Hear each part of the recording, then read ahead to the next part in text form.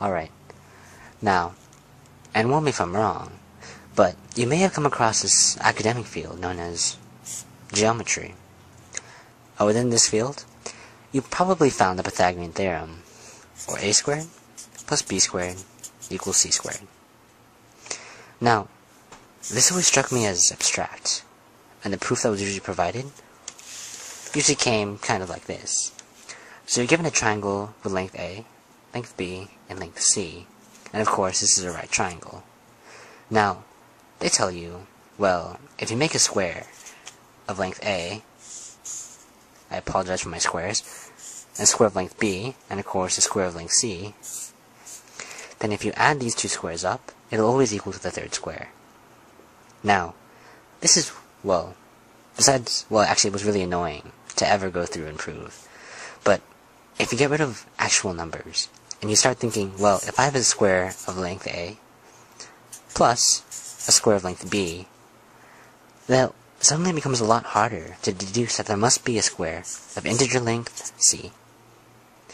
So, how about we go through a more rational approach and completely dodge that proof? In fact, imagine this.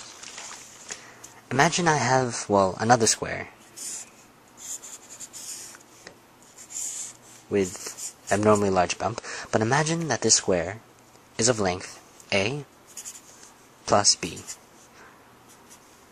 Alright? Well, then I can just go and I can fill in A plus B for everywhere else. Because naturally, being a square, all the side lengths are the same length. Well, now, what if I made lines connecting, well, the position where A ends, or let's say the border between A and B. So I connect these lines, and I decided to call these lines C. Well, it's a square, so I know the area is any side length squared. So since this side length is A plus B, the square's area must be A plus B squared. Well, additionally, I can make rectangles from this, because if you notice, B times A is, well, B times A times 1/2 is this triangle.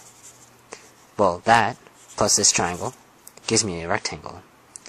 So, if I subtract 2, because there are two rectangles, 2AB, then, well, I should get C squared, right?